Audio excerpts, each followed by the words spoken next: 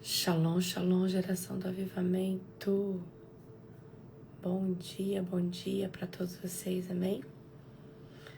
Um dia abençoado, um dia recalcado, sacudido e transbordante da presença do Espírito Santo sobre cada um de vocês, no nome do Senhor Jesus. Aleluia, glória a Deus. Como que vocês estão? Como que foi a oração da madrugada? Manto, né? Pastora Jerusa, Pastora Salete, são manto. Glória a Deus. Aleluia. Glória a Deus. Amém? O Senhor é bom. Glória a Deus Todo-Poderoso. Eu acordei hoje melhor. Peguei uma dor de garganta muito forte, mas muito. Shalom Júnior, Shalom Ale, Shalom Pastora Maria, Shalom Diego, Shalom Thaís, Shalom para todos vocês, meus queridos. Amém? Glória a Deus Todo-Poderoso. Nós estamos... Como que é o nome aqui, amor? Oi? Como que é o nome aqui? Que é União da Vitória. União da Vitória. Nós estamos assim, ó. Uma rua é o Paraná e a outra rua é Santa Catarina? Isso. É, a gente tá descendo de... A gente tá descendo de carro pro Rio Grande. Que da outra vez de avião a gente quase caiu do avião. Quem tava no avião comigo da outra vez que a gente veio pro... Shalom, Flávia, querida. Glória a Deus. Gente, eu acho que eu gastei minha voz além do que eu podia. E peguei sereno. Gente, o encontro me desgastou demais dessa vez, sabe? Eu tive, pela primeira vez assim, eu tive um desgaste muito forte. Shalom, Anne, querida. Eu tive um desgaste muito forte, tanto é que ontem o pessoal jantou, eu já subi. A Mayara tava no avião. É, gente, só quem tava no avião da outra vez. Shalom, pastora Nani, deixa eu colocar aqui. Só quem tava no avião da outra vez. Coitado, o Fred vomitou tanto. Mas hoje eu tô sentindo assim que tem um gato assim na minha garganta, assim, ó. Um gato, assim, ó. Mas já tá melhorando. Eu acordei essa madrugada toda suada. Meu pijama tá ali todo molhado, porque eu tô tomando antibiótico forte. Mas eu já tô ficando bem. Então eu vou ter que ficar uns dias sem orar na madrugada. Isso, nossa. Ai. Eu sinto falta de orar na madrugada. Então nós estamos indo agora pro Rio Grande do Sul. Olha aí, ó. É Ribeiro, tava no avião. Não, gente. Ontem minha garganta tava arranhando. Você é um gato. Parecendo que tinha um gato, assim, ó. Mas tá passando. Então, nós estamos aqui na União da Vitória. Hoje nós vamos pegar a estrada mais uma vez. A gente decidiu descer de carro, né? Porque foi muito traumático do avião da outra vez. Gente, foi muito traumático de avião. Foi muito traumático. É, gente, eu sinto falta de vocês na madrugada, mas vocês vão ter que esperar um pouquinho, porque além de estar sentindo, né? Eu sinto um pouco, quando eu começo a falar muito, eu sinto falta. Não tô sentindo falta de ar agora, não, mas quando eu começo a falar muito, eu sinto um pouco de falta de ar. Glória a Deus que eu sou médica, que eu já sei entrar com antibiótico certo. Aí eu não fico... Amém? Daí onde vocês estão, 1h30. Que legal, Diego. Que legal. Pena que a gente não tá com muito tempo, né, amor? Chá de casca de romã. Passem aqui pra tomar café. Ó, que nós vamos ver, hein? Porque eu vou chamando, não. O problema é que a gente tá em duas, fala pra ele. problema é que nós estamos em 12 pessoas. Você consegue receber 12 pessoas? Você vira. E isso tem que ser caminho pra nós, né, amor? Ela não pode se desviar da rota. Só que no meu quarto tá eu, a pastora Maria Leite e o apóstolo. Nós paramos num hotelzinho aqui, no meio da estrada.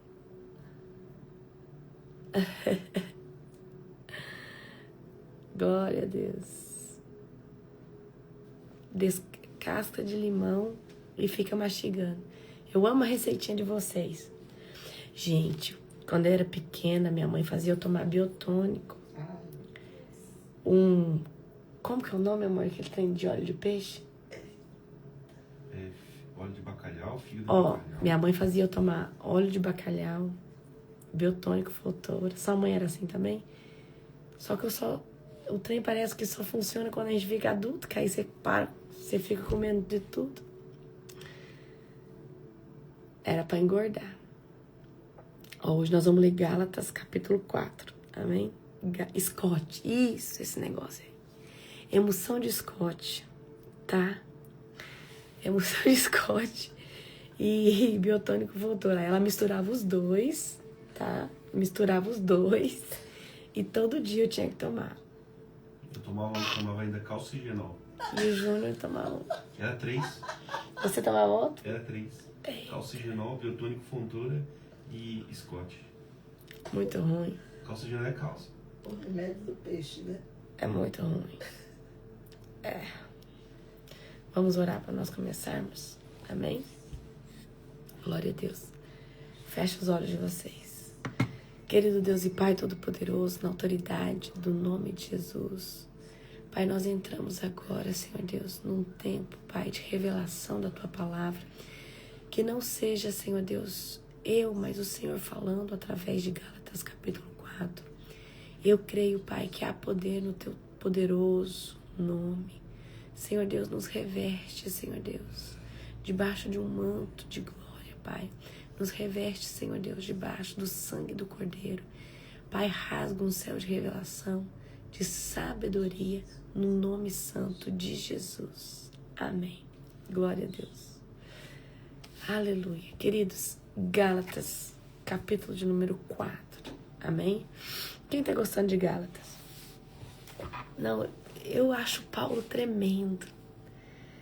Paulo, no quesito chinelada, ele é o melhor, não tem outro, não é não, pastor? É a chinelada boa. É a chinelada que ele dá, é boa demais. Amém? E eu pego pra mim primeiro, que ele diz a palavra aqui da chinelada de Paulo, porque se não servir pra gente primeiro, né? Então tá. Abra aí comigo Gálatas 4, nós vamos ler do 1 ao 7. Portanto, pensem da seguinte forma: enquanto não atingir a idade adequada, o herdeiro não está na posição muito melhor que a de um escravo. Apesar de ser dono de todos os bens, deve obedecer os seus tutores e administradores até a idade determinada por seu pai. O mesmo acontecia conosco. Éramos escravos dos princípios básicos deste mundo. Mas quando chegou o tempo certo, Deus enviou seu filho, nascido de uma mulher e sobre a lei. Assim fez para resgatar a nós que estávamos sobre a lei, a fim de nos adotar como seus filhos. E porque nós somos seus filhos, Deus enviou ao nosso coração o Espírito de seu Filho. E por meio dele declaramos: Abba, Pai. Então nós só conseguimos chamar Deus de Abba, Pai, porque nós somos declarados filhos de Deus através de Jesus. Agora você já não é escravo, mas filho de Deus. E uma vez que é filho, Deus o tornou herdeiro dele. Amém? Então, nós passamos de escravos a filhos. Então, Paulo está dizendo aqui o seguinte para nós: enquanto nós éramos imaturos, tá? A gente vivia como escravo. Escravo do quê? Escravo desse mundo. escravo das prisões espirituais desse mundo, ok? Mesmo sendo dono de todas as coisas e tendo domínio sobre todas as coisas, uma vez que nós não conhecíamos Cristo, nós éramos escravos, certo? E Paulo vai dizer, nós, antes de Cristo, estávamos presos sobre a lei. Então, antes de Jesus Cristo vir e rasgar o véu da segunda aliança, que é a graça, nós estávamos cativos na lei mosaica. E ontem você viu comigo que aquele que estava debaixo da lei já estava, ou seja, em maldição, porque não consegue cumprir a lei, ok? Não consegue cumprir a lei. Mas Deus enviou o seu Filho unigênito para que todo aquele que nele crê não pereça, mas tenha o quê? A vida eterna. Então, como que nós entramos debaixo da aliança da graça? Aceitando Jesus como nosso único e suficiente Salvador. Nesse momento, nós passamos a chamar Deus de Abba Pai. Nesse momento, a configuração da salvação, ela muda para nós, porque nós entramos na aliança. Só entra na aliança, querido, uma vez que você aceita Jesus como seu único e suficiente Salvador. Não tem outra maneira de entrar na aliança. Essa foi a maneira. Antigamente precisava aqui de sacerdote, de profeta. Lembra que era o profeta Samuel que tinha que sacrificar? Era o sacerdote que tinha que sacrificar? Você lembra disso? Exatamente. Agora não. Agora o sacrifício já foi feito para a salvação. E qual que é o sacrifício? Jesus, o Filho de Deus, foi enviado para que todo aquele que nele crê não pereça mais, tenha a vida eterna. Amém? Então, como que as pessoas entram debaixo da nova aliança? Quando elas confessam, eu hoje aceito Jesus como meu único e suficiente. Quando uma pessoa está dizendo que aceita Jesus como seu único e suficiente Salvador, essa pessoa, ela está excluindo qualquer outra forma de pseudo-Deus sobre a sua vida. Ela está falando, só existe um. Ele é suficiente. Não há outro. Eu escolho ele, o Messias, o Cordeiro, para ser intermediador dessa nova aliança entre Deus e eu. Amém? Então Deus enviou o seu Filho unigênito para que todo aquele que nele crê não pereça, mas tenha a vida eterna. Amém? Então quando nós vamos redimir uma pessoa a Cristo, o que nós falamos?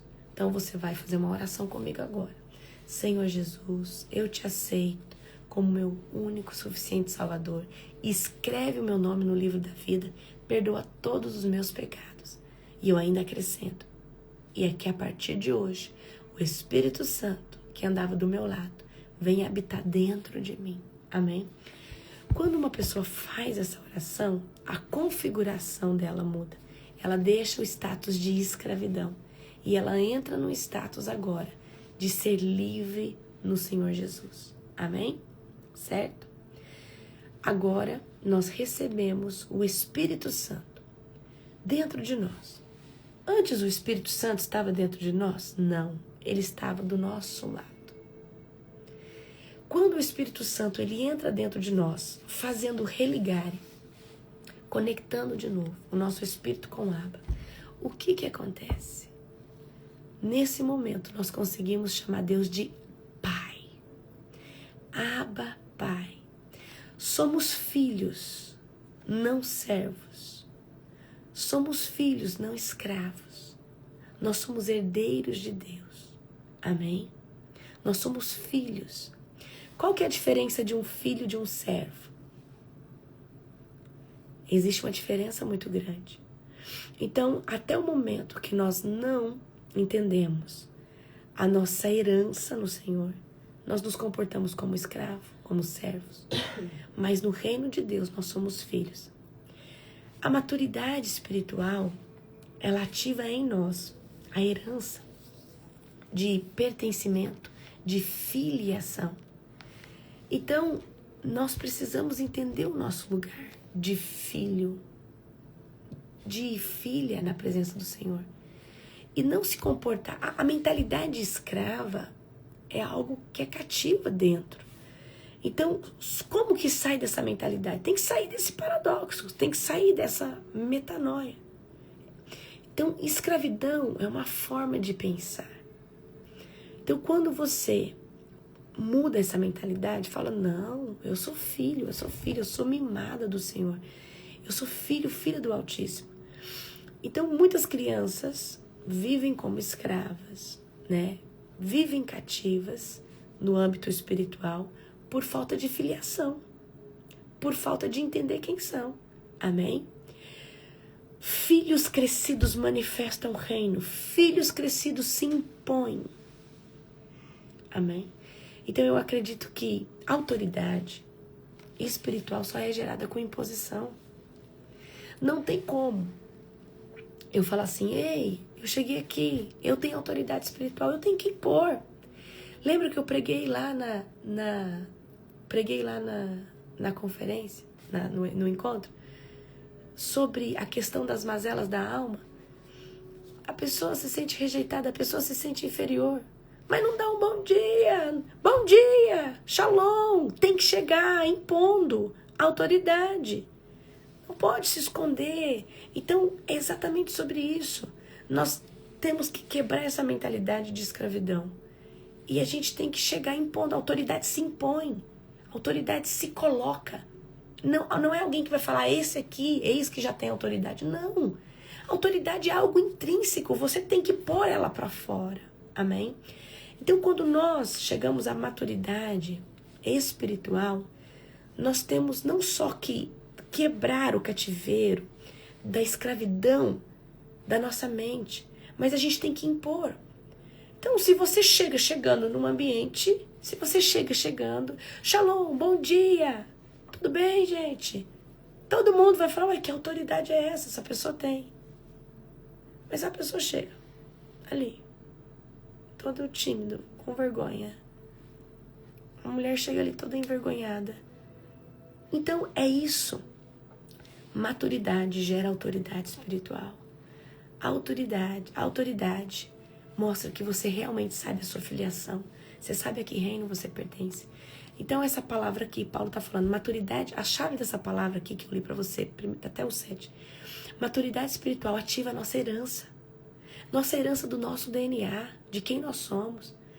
Então, nós temos que deixar esse lugar de escravidão na mentalidade. Nós temos que deixar esse lugar na escravidão de não conseguir se impor. Então, tem que chegar se impondo. A autoridade, ela é imposta. Por que eu tenho a autoridade que eu tenho nas cortes celestiais? Porque eu provoco isso. Eu falei, Satanás, eu sei quem eu sou. Eu sou filha. Eu sou uma guerreira das madrugadas. E eu vou lutar contra você, sim. E não tem pra você. Então eu impus isso. Agora, se eu vou pra uma madrugada e saio com medo, não dá. O diabo, ele vem pra cima de mim. Amém? Filhos manifestam o reino. Põe isso na cabeça. Nós somos manifestadores do reino. Por que você não está manifestando o reino? Tem que manifestar o reino. Amém? Então nós vamos agora ler do 8 até o 11. O subtítulo aqui é a preocupação de Paulo com os Gálatas. Antes de conhecerem a Deus, vocês eram escravos de supostos deuses, que na verdade não existem. Agora que conhecem a Deus, ou melhor, agora que Deus os conhece, por que desejam voltar atrás e tornar-se novamente escravos dos frágeis, inúteis princípios básicos desse mundo? Vocês insistem em guardar certos dias, meses, estações ou anos. Temo por vocês. Talvez o meu árduo trabalho em seu favor tenha sido inútil. Então, Paulo está falando aqui, olha, antes vocês serviam a ídolos, vocês serviam a falsos deuses. Agora vocês estão servindo a um Deus verdadeiro, a um único Deus, ok? Por que vocês gostam de voltar para aquilo que é fraco? Por que vocês gostam de voltar para a mazela de vocês? Por que vocês gostam de patinar no mesmo lugar? Por que vira e mexe vocês estão de novo dentro desse cativeiro? Por que Paulo está falando assim, olha, por que vocês são tão frágeis que não conseguem se consolidar na identidade de vocês? É isso que Paulo está falando. Paulo fala assim, olha, vocês guardar dias, guardar regras, guardar isso, guardar aquilo, não torna vocês mais santos. Vocês ficar cheio de doutrina, isso e aquilo, não torna vocês mais santos. Amém?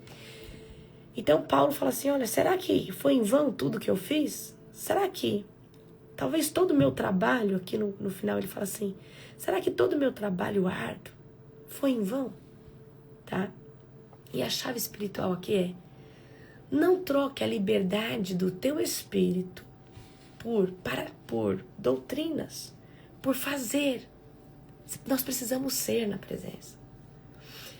O fazer é importante, mas ser na presença, alguém de coração aquebrantado, alguém de coração ensinável, alguém que tem uma identidade apta a ser modulada pelo Senhor, é mais importante.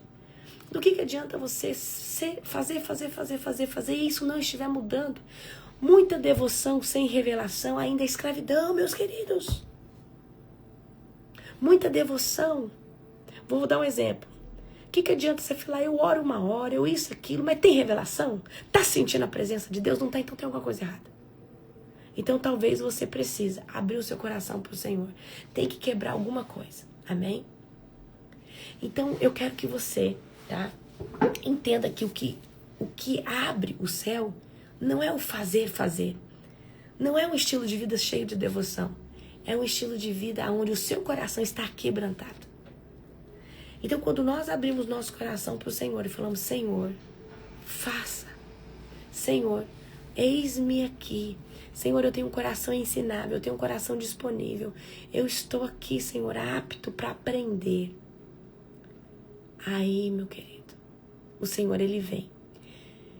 Não adianta a gente ficar em rituais, nisso, naquilo, sem revelação. Então, muita devoção, muita dedicação, muito fazer sem revelação é escravidão. É escravidão de ritos.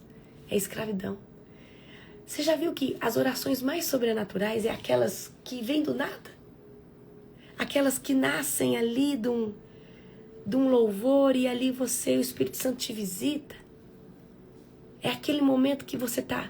As orações mais poderosas é aquela que você entra vulnerável. Não que você entra com a casca dura, mas aquela que você entra com vulnerabilidade. Se eu tivesse uma palavra, tá? Se eu tivesse uma palavra para você de como entrar na presença de Deus, eu falaria, a chave é vulnerabilidade. Nós precisamos entrar com vulnerabilidade. Senhor, eu estou vulnerável. Amém? Vamos lá. Agora do 12 comigo ao 20, tá? Irmãos, peço-lhes que sejam como eu, pois eu também sou como vocês. E vocês não me tratam mal. E certamente se lembrem que eu estava doente quando lhes anunciei as boas novas pela primeira vez. Embora minha saúde precária fosse uma tendência para me rejeitarem. Por isso que eu acho que o espinho da carne de Paulo era uma enfermidade, tá, gente? Vocês não me desprezaram, nem me mandaram embora. Ao contrário, acolheram-me e cuidaram de mim como se eu fosse um anjo de Deus, ou mesmo o próprio Cristo Jesus. Que aconteceu com a alegria que vocês demonstraram naquela ocasião. O que aconteceu com aquela alegria que vocês demonstraram naquela ocasião? Estou certo de que, se fosse possível, teria arrancado os próprios olhos e os teria dado a mim. Acaso me tornei inimigo de vocês porque lhes digo a verdade? Esses falsos mestres estão extremamente ansiosos para agradá-los, mas suas intenções não são boas.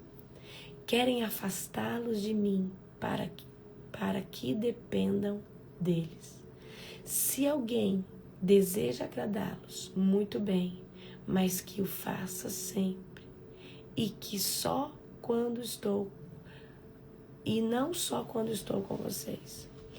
Ó, meus filhos queridos, sinto como se estivesse passando outra vez pelas dores de parto por sua causa, e elas continuarão até que Cristo seja plenamente desenvolvido em vocês. Eita, será que Cristo está sendo desenvolvido poderosamente em vocês?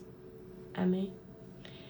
E elas continuarão até que Cristo seja plenamente desenvolvido em vocês. Gostaria de poder estar aí com vocês para lhes falar em outro tom, mais distante como estou, não sei usar o que mais fazer para ajudá-los.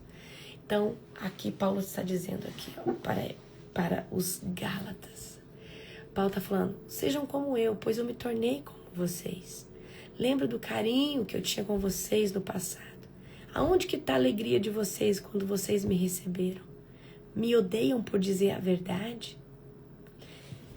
Nós precisamos amar quem fala a verdade para nós. E a gente tende, às vezes, a não receber como pérolas e joias preciosas. Amém? Isso é normal. Eu lembro que quando eu era adolescente, minha mãe falava as coisas para mim. Minha mãe dizia as coisas para mim, minha mãe me confrontava. E eu achava que minha mãe estava errada, isso e aquilo. E só hoje eu consigo ver o quanto a minha mãe estava certa, o quanto o meu pai estava certo. Amém? Então, eu quero que vocês entendam. Não deixe de falar a verdade. Não deixe de falar o que é certo. Não deixe de exortar como se deve exortar. Porque isso sim é joia preciosa. Amém? Quem ama não só fala a verdade. Quem ama exorta. Quem ama confronta. Amém? Eu escolhi pregar um evangelho duro, de confronto. E ele confronta a mim mesmo todos os dias. Em ser, e não só parecer, ser alguém segundo o coração de Deus. Amém? Então, Paulo está falando, vocês me odeiam por eu estar falando a verdade para vocês? E ele fala assim, olha, eu estou sentindo dores de partos espirituais. Porque eu quero que Cristo seja desenvolvido em vocês. E, gente, se tem uma coisa difícil, é Cristo ser desenvolvido dentro de nós. E como que Cristo vai ser desenvolvido dentro de nós? Quando nós recebemos a palavra e nós deixamos ela ruminar dentro de nós. Nós deixamos ela expandir dentro de nós. Conselho, querido. Não é todo mundo que vai te dar. Por quê? Por que não é todo mundo que vai te dar? Porque ele pode te custar uma amizade. Às vezes você vai falar algo para uma amiga sua, ela não vai querer mais olhar na sua cara. Mas quando alguém ama a gente de verdade, nós precisamos acatar o conselho. Amém? Então, não deixe de falar para o seu filho o que você tem que falar. Não deixe de falar para as pessoas a sua verdadeira opinião. Olha, eu tenho para mim o seguinte. Eu não dou mais a minha opinião faz muito tempo. Mas se você vir pedir ela para mim, esteja pronto para escutar tudo que eu tenho para falar. Do contrário, não peça. Porque eu entendi que se quer uma opinião, está disposto a escutar qualquer coisa. Amém? E eu não vou massagear o ego de ninguém. E às vezes, o confronto, ele gera cura. Ele gera um alinhamento de rota. Ontem nós viemos no carro, né, as meninas falando que não pode escutar a palavra recalculando a rota, as missionárias. Agora vem cá, presta atenção. As missionárias foram lá em casa, com a passagem comprada para a Europa. Aí Deus fala, eu não estou nessa viagem com elas. Eu podia falar assim, bom, a passagem está comprada. Que tenho eu me meter nisso? Tá tudo certo. Mas o Deus que eu sirvo disse, eu não estou nessa viagem da Europa. Eu não estou nisso. Pediram a minha opinião. E eu disse, eu sinto da parte de Deus, de todo o meu coração, que Deus não está nessa viagem. E que é só uma isca de Satanás para desviar vocês do genuíno propósito. Eu tenho coragem e ousadia porque eu tenho intimidade com o Pai. Eu entendo. Amém? Então, só pessoas ousadas conseguem. Amém? Então, o verdadeiro discipulado. Ó, presta atenção aqui, ó. Essa chave espiritual aqui, ó. O verdadeiro discipulado não forma fãs. Forma Cristo em pessoas. Eita! O verdadeiro discipulado, ele não forma fãs. Ele forma Cristo nas pessoas. Ele desenvolve o Messias dentro de nós, tá? Eu tenho uma veia apostólica. E o amor apostólico, ele corrige, ele confronta, ele gera transformação, mesmo que dói. E o Senhor me colocou num lugar emocional de dureza. Que se eu estiver na minha razão, eu não me importo de maneira nenhuma de confrontar e exortar ninguém. Porque se eu sei. Então, assim, o discipulado, querido, ele não vai formar pessoas fãs. Ele vai formar pessoas gerando Cristo dentro delas. O discipulado genuíno, a palavra rema, ela tem que trazer melhoria dentro de nós. Amém? Então, ó, o amor apostólico, ele corrige, confronta e gera transformação, mesmo que dói. O amor apostólico, ele, olha só, o amor apostólico, ele corrige, ele confronta. Então, quando alguém pedir a opinião, às vezes tem gente que fala assim, por que a minha vida tá travada? Porque você tá prostituindo, porque você tá fornicando, porque você fica vendo signo, fica vendo horóscopo, você não tem um lado, você não se posicionou, você tem vários falsos deuses no seu coração. Ou você acha que eu chego assim, meu irmão, querido, você quer saber por que a sua vida tá travada? E você precisa falar a verdade, querido. Chega de ficar alisando o pecado de estimação das pessoas dentro. Chega. Atitude. Posicionamento. Chega. Por que a minha vida tá assim, tá. Apóstolo, por que a minha vida financeira não vai pra frente? Porque é corrupto. Porque tá sempre dando jeitinho. Não quer viver debaixo da prosperidade do Senhor, mas não nem praticar o dízimo você pratica dentro da sua igreja. Então, tem gente que quer viver debaixo da prosperidade do Senhor, mas na casa do Senhor é como um mendigo, um oportunista. Tá ali, quer receber, mas não contribui, não é mantenedor da casa do Senhor, do altar do Senhor. E aí? Sua vida vai travar mesmo. Porque não dá para querer viver da prosperidade do altar do Senhor sem praticar o mínimo dos princípios. Você pegou a visão? Eu quero viver da prosperidade que vem do reino. Tem chaves. Então, tem gente que às vezes pede a opinião, mas não está pronto para escutar ela, mas vai escutar. Então, quando alguém perguntar algo para você, eu quero que você confronta. Como Paulo confrontava. Por que a minha vida tá assim? Por que a minha vida tá assada? Por que a minha área sentimental tá travada? Porque você sai com um, você sai com outro, você entrega seu coração aqui, você tem conversa à toa com fulano de tal aqui. Você não tá esperando em Deus. Você tem várias brechas na sua vida aberta.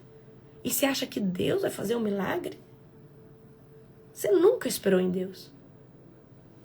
É isso. Então tem gente que não tá apto para escutar esse tipo de coisa.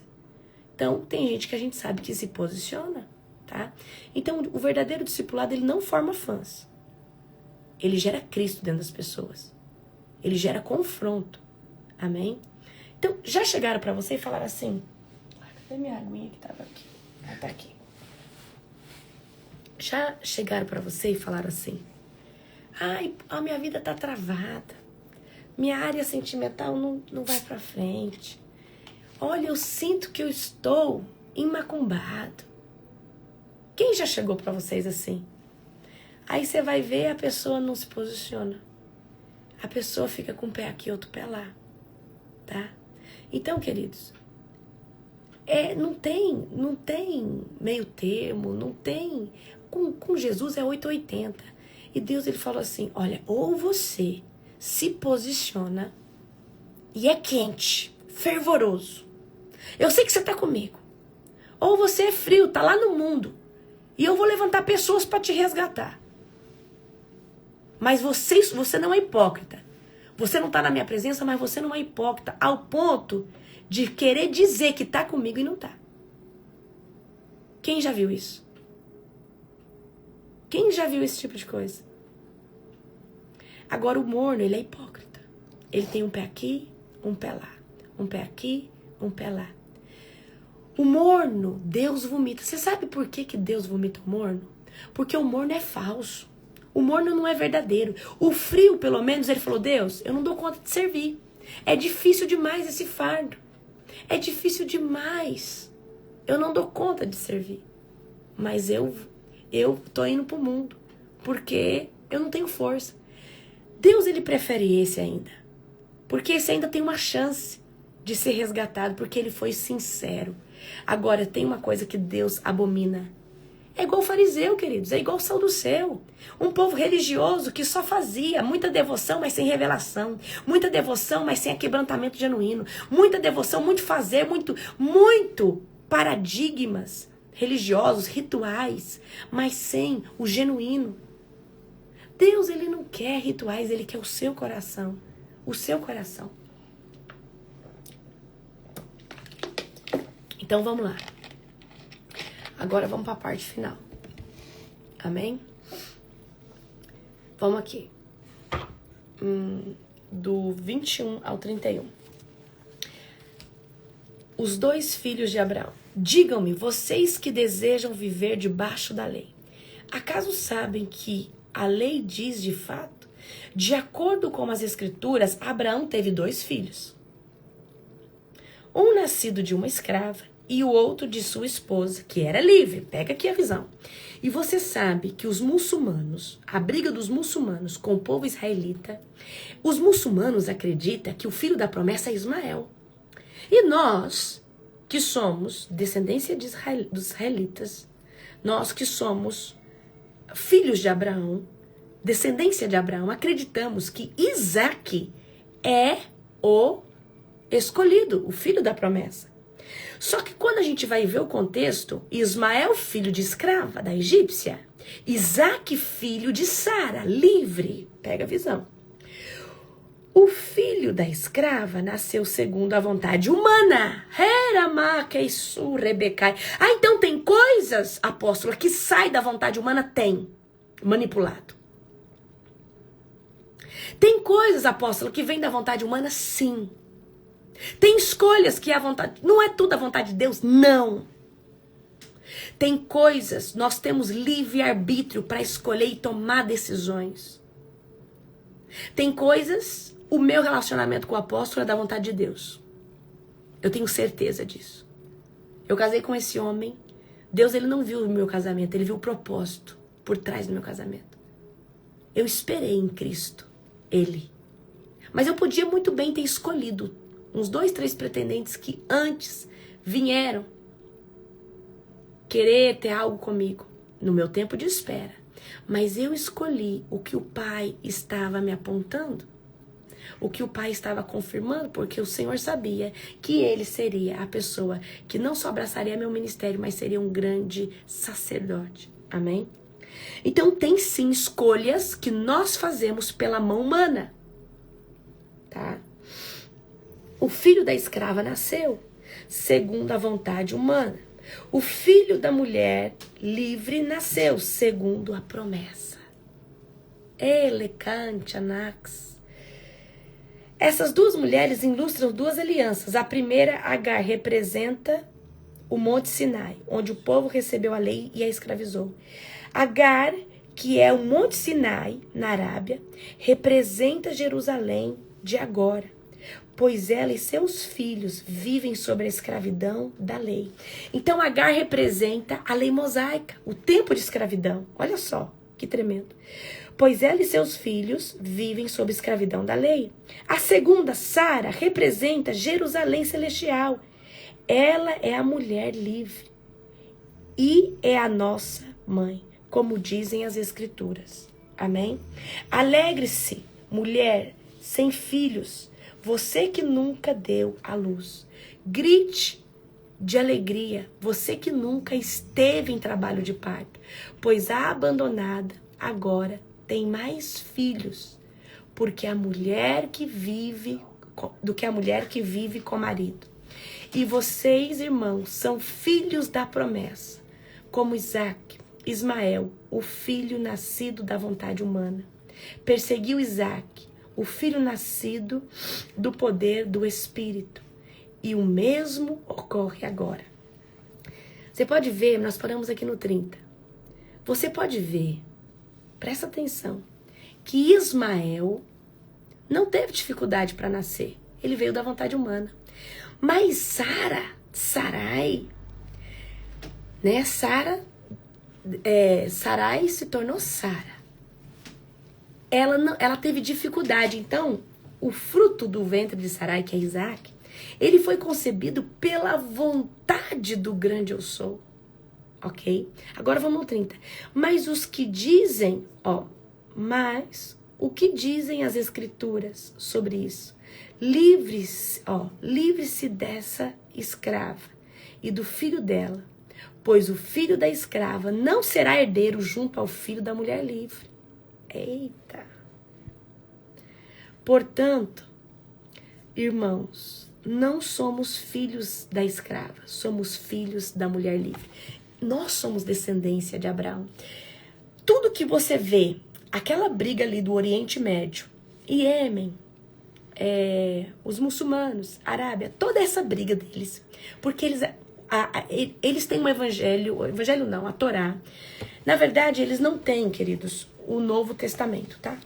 Eles têm lá a Torá. O que é a Torá? É o Antigo Testamento. Só que na Bíblia deles há algumas mudanças. E eles acreditam que Ismael é o filho da promessa. Ok? Ismael é o filho da promessa. Tá? Jesus para eles é só mais um profeta. E Maomé seria esse mensageiro. Ok? A liberdade da promessa e a escravidão da lei. Então, Paulo, ele usa Agar e Sara como uma alegoria profética aqui, para trazer aqui um exemplo.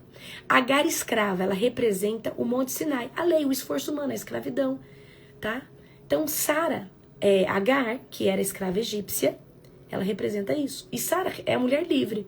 Representa o quê? A promessa, a graça, a fé, a liberdade, a nossa promessa para a Nova Jerusalém. Assim como Ismael perseguiu Isaac, os filhos da carne perseguem os filhos do Espírito. Quem sabe o que é isso? Quem são os filhos da carne? O povo que está no mundo.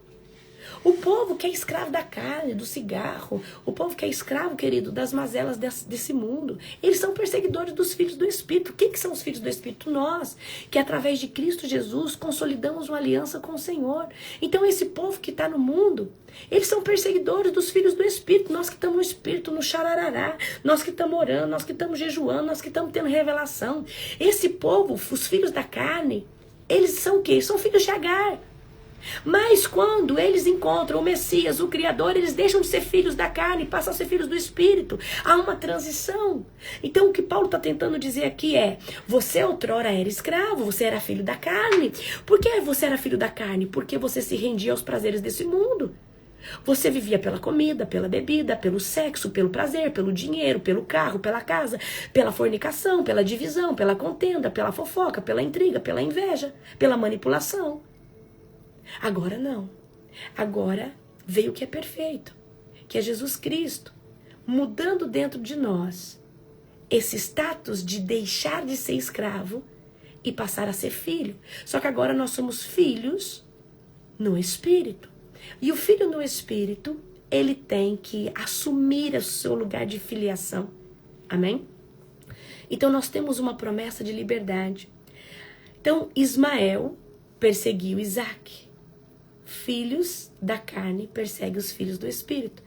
Quem que anda perseguindo a gente, falando que a gente é fanático, hateando a gente, falando que somos hereges? É um povo, querido, que nem abrir a Bíblia abre. É um povo que nem orar ora. É um povo que nem jejuar jejua. É um povo, na verdade, quem é herege é eles. Eles vêm falar assim: vocês são tudo herege. Não, herege é eles que não conhecem a Bíblia. Não tem nem 15 minutos de oração por dia. É um povo, queridos, que se você perguntar, ele só replicou o que ouviu um pastor de doutrina chato falar. Ele só replicou isso. Porque é pessoas que têm muita devoção, talvez, pela religião, adora a religião, mas nunca adorou a Deus. Nunca sentiu a presença do Espírito Santo. Então são pessoas que abrem a boca para falar que você é fanático, que você é herege, que você é isso. Mas se você for olhar, tá lá na masturbação ainda, tá fornicando ainda. Tenho certeza que às vezes até adúltero. Tá preso em algum lugar. E vem pra cima. Mas por quê? Porque é escravo, tá? E o livre confronta. O filho que tá livre no espírito, ele confronta, tá? Quem é escravo no pecado. Nós não somos filhos de uma escrava. Nós somos filhos livres porque nós conhecemos, tá? Então há uma diferença daqueles que nascem da força humana e dos que nascem de uma promessa. Não tenta manipular as coisas. Não tenta. Eu vou contar uma história pra você aqui. Eu vi que eu achava assim que tudo, queridos, tudo era permitido debaixo da vontade de Deus. Eu achava assim, se a fulana casou com o cicrano, é porque é a vontade de Deus. Mesmo que o cicrano é ruim, é porque é pra ela aprender. Eu tinha essa mentalidade. Eu conto essa história sempre. E eu vou contá-la de novo pra você. Certa feita, uma colega que caminhava comigo perguntou pra mim, olha, eu quero saber se o fulano que eu estou saindo, ele foi feito pra mim, ele é o meu prometido. Eu falei, isso é coisa de eu ficar orando? Ora, e vê pra mim se é. Ela queria que eu orasse. Eu ia no tipo de coisa que eu não gosto de orar, porque eu acho que cada um tem sua vida. Cada um tem que cuidar de orar aí. Enfim, e ela mais umas 3 vezes me aperreando. E aí, você orou? Eu falei, não orei não. Deus não me falou nada. Até que um dia eu falei, Deus, eu não sei se o Senhor vai me responder isso, mas eu quero saber se é fulana. Esse cicrano realmente é pra fulana, ela quer saber. Eu não sei se o Senhor vai me responder isso, mas estou te perguntando. Se o Senhor tiver alguma coisa pra falar, me fale. E muitas vezes eu pergunto algo pra Deus e Ele me responde em momentos que eu falo que eu não estou esperando a resposta. Eu não sei o que eu estava falando quando Deus veio e falou comigo. Fala para a pessoa que essa pessoa a qual ela está me perguntando não foi a que eu escolhi para ela. Não foi. Essa escolha, fala que essa escolha não é a que eu tenho para ela. Mas sobre a sua escolha, sobre a escolha da pessoa, a escolha humana, eu vou abençoá-la. Mas não vou, olha o que Deus falou, não vou isentá-la das consequências. Quando eu escutei aquilo, eu fiquei chocada. Porque eu vi que ela tinha 2 caminhos. Nesse dia, eu falei, então ela pode ir por aqui, Deus vai abençoar, mas não vai isentar. E não vai isentar? Como? Mas ela pode esperar algo que vai vir genuíno da parte de Deus e ela não vai ter tanto desgaste? E queridos, assim foi. Então, Deus está levantando filhos debaixo da graça, livres, maduros, confiantes na herança do Pai. Em quem são? Então, eu falo isso para você, e o apóstolo tá aí, ele é prova que essa pessoa sofreu demais e talvez ainda sofra. Eu escolhi esperar no Senhor. E eu tenho um casamento abençoado, sou apaixonada por aquele japonês ali. Oh, glória. Eu sou apaixonada nele. Aleluia. Ele é apaixonado em mim. Mas não é um amor que vem da terra. É um amor que vem do céu. É algo que não está aqui na dimensão da carne. É algo que o Senhor fez nas cortes celestiais. Porque talvez se fosse da minha escolha, eu não estava fazendo o que eu estou fazendo. Eu não estava aqui pregando para vocês. Talvez eu estava lá. Talvez agora acordando ou terminando um plantão agora. Por que eu estou falando isso para você? Porque espere na promessa que vem do Senhor e não tenta manipular as coisas. Não tenta fazer as coisas como Sara tentou. Sara, querido, Deus dando uma palavra para Abraão. Abraão, você vai ser pai de nações. Abraão, você vai gerar um filho teu. Ele já queria passar o legado para o servo dele. Aí a Sara, espertona, falou, não, eu vou pegar Ismael, vou pegar aqui a minha escrava, você dorme com ela. Você sabe o que aconteceu? Ali houve um atraso. Houve um atraso. Houve um atraso, queridos. Quando manda Ismael, manda Ismael, houve um atraso. Isaac foi nascer, se eu não me engano, Ismael já tinha 15 ou 12, eu não me lembro, quem souber aí coloca. Então eu quero que você entenda, se Deus falou, vai acontecer. Ele é um Deus bom. Então, olha, não tenta adiantar aquilo que não é o tempo. E eu sei que muitas vezes a gente fica, Deus, mas não vai acontecer, a gente quer dar o nosso jeitinho. Deus a gente quer dar o nosso jeitinho. Então vamos lá. Há uma diferença entre os que nascem da força humana e há uma diferença daqueles que nascem da promessa genuína. Você sabe, queridos, quando um casamento ele é do céu. E você sabe quando um casamento é de uma escolha terrena. Ah, então é assim, apóstolo? Tem como? Tem. Ó, 14 anos ele tinha. Olha só. 14 anos ele tinha quando nasceu Isaac. Então eu quero que você saiba de algo. O que Deus tem para você não é escravidão, não é prisão, é você ser livre. Deus, ele tá te chamando para ser livre, para ser amado.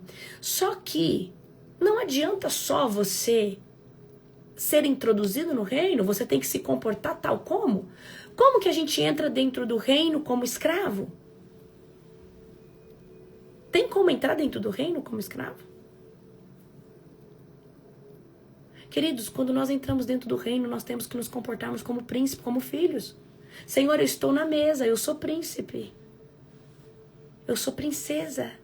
Eu sou filho, eu sou filha amada.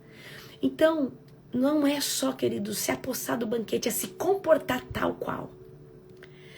Você sabe o que move as cortes celestiais? Quando você levanta a voz e olha para o céu e fala, olha, Senhor, eu sou teu filho, a tua filha, eu não aceito nada menos do que aquilo que o Senhor tem para mim.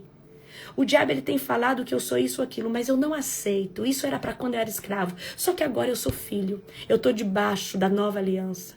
Eu estou debaixo da aliança do Senhor. Eu tomei decisões drásticas na minha vida de ser radical. Eu posicionei radicalmente. Fui, às vezes, mal vista pela minha própria casa. Essas loucuras que eu tenho, no meu carro não escuta a música do mundo, na minha casa não entra bebida, isso, aquilo outro. Eu só trabalho se for pro Senhor. Só que eu nunca retrocedi. Com Deus não há retrocesso. Com Deus não há retrocesso. Com Deus não há volta atrás. Talvez o Senhor está falando aqui, tem pessoas que estão com medo de mergulhar. Não tem medo. Não tenha medo de mergulhar. Confia que Ele vai fazer além. O Senhor vai fazer além do que Ele te prometeu. O Senhor vai fazer além do que Ele tem mostrado.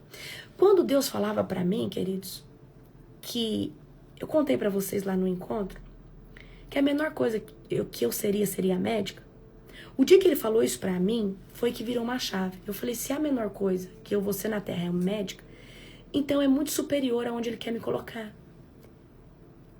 Só que eu não olhei pro âmbito terreno, eu olhei pro âmbito espiritual. E eu, faminta por um legado, faminta por construir algo com Deus, eu falei, peraí, se o que ele vai fazer em mim é maior do que ser apenas um... E você sabe que médico hoje, querendo ou não, é uma das melhores profissões. Eu falei, se Deus falou pra mim que depois que eu renunciei à medicina, ele falou assim, médica, será a menor coisa que eu vou fazer na sua vida. Quando ele falou isso pra mim, eu falei, o que Deus vai fazer na minha vida? Aí eu entendi, porque até então a minha visão era limitada. Por quê? Querendo ou não, o mundo nos escraviza, que a medicina é a melhor coisa que existe e que eu poderia ser uma bênção no consultório. Só que Deus não estava vendo o micro, ele estava vendo o macro. Ele falou assim, peraí, Deus um dia falou pra mim, você dentro do consultório é um prejuízo pra mim. Porque o que você tem é para fora de um consultório. O que você tem é para massas, é para multidões. Filho, o que você tem não é só para as pessoas que passam pela sua vida em um dia, mas é por milhares e milhares de pessoas. E quando Deus falou isso para mim, olha, o dia que Deus falou para mim, você seria um prejuízo para mim dentro de um consultório. Por isso que eu te tirei de lá de dentro. Eu entendi que eu estava debaixo de uma limitação de mente. Amém? Eu entendi que eu estava debaixo de uma mentalidade limitada. O segredo é não manipula, não tenta adiantar aquilo que Deus já falou que vai fazer. Vou fazer um exercício com vocês agora. O que você sente dentro de você? Você pode não ter vestígio, você pode não tocar, como eu estou tocando a capinha desse celular. Você pode não tocar, mas você sente dentro de você que uma hora as coisas vão romper, que uma hora o negócio vai desandar, uma hora você vai estar à frente de multidões pregando. Talvez você ainda não pegou, você nem pisou no primeiro degrau para isso acontecer, que era o que acontecia comigo. Mas eu tinha uma convicção que uma hora as coisas iam pá! Eu tinha uma convicção tão grande que uma hora os meus cursos iam vender. Eu tinha uma convicção que uma hora aquilo que Deus estava me impulsionando a fazer ia dar certo.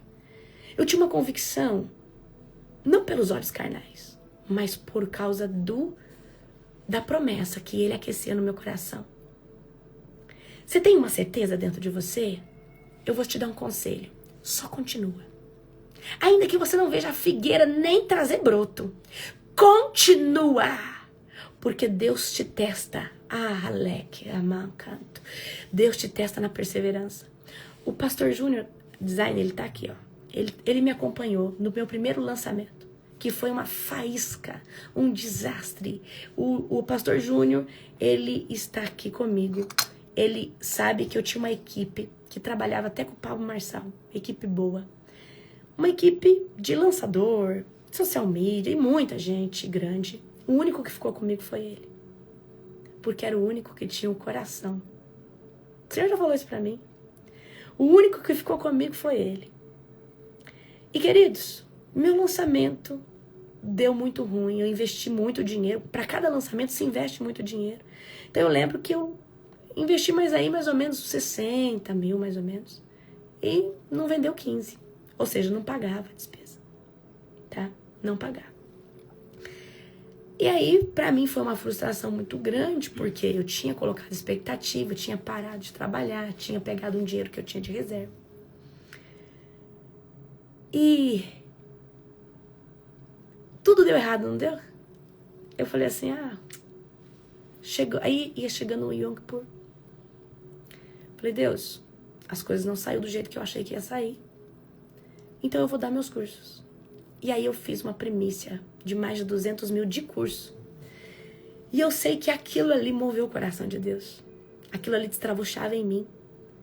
E Deus viu que eu nunca fiz aquilo ali pelo fato do dinheiro. E eu lembro que chegou o Yom Kippur, eu ofertei mais de 200 mil em curso. Aquilo destravou, o mundo espiritual. Aí Deus veio com uma outra estratégia. Só que aí o Senhor, eu já não contratei uma equipe grande. Eu continuei com o Júnior. E fui, né? Tinha ali os meus suportes. E eu lembro que, isso foi há muito tempo atrás, né, Júnior? Já tenho uma caminhada longa aí. E o Júnior está comigo aqui hoje. Hoje eu tenho uma equipe, mas uma equipe todas.